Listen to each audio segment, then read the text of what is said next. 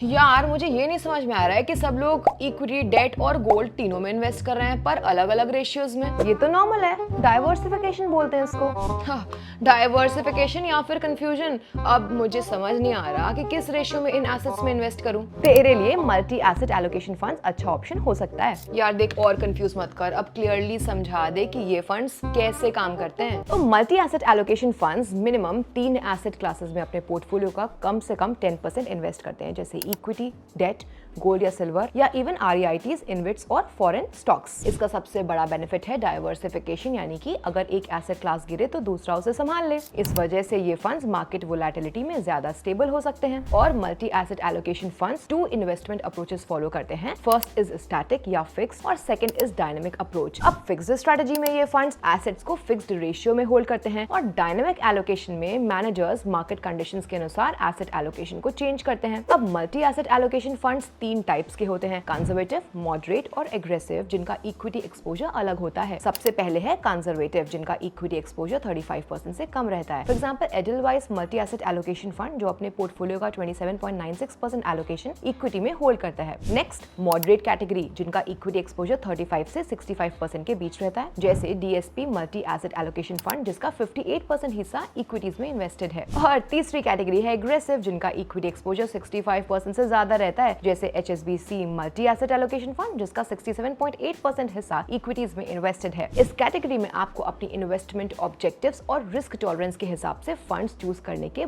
बहुत ऑप्शंस मिल सकते हैं। इन फंड्स का एक और एज है, इन फंड्स में फंड मैनेजर्स रीबैलेंसिंग इंटरनली ही करते हैं, इसलिए हर बार एसेट क्लास स्विच करने पे आपको टैक्स नहीं देना पड़ता। वहीं अगर एक इन्वेस्टर खुद से अपना पोर्टफोलियो में एसेट रीबैलेंसिंग करे तो उसे कैपिटल गेन्स पर टैक्स देना होगा। याद रहे, ये फंड्स फर्स्ट टाइम इन्वेस्टर्स के लिए सूटेबल हो सकते हैं।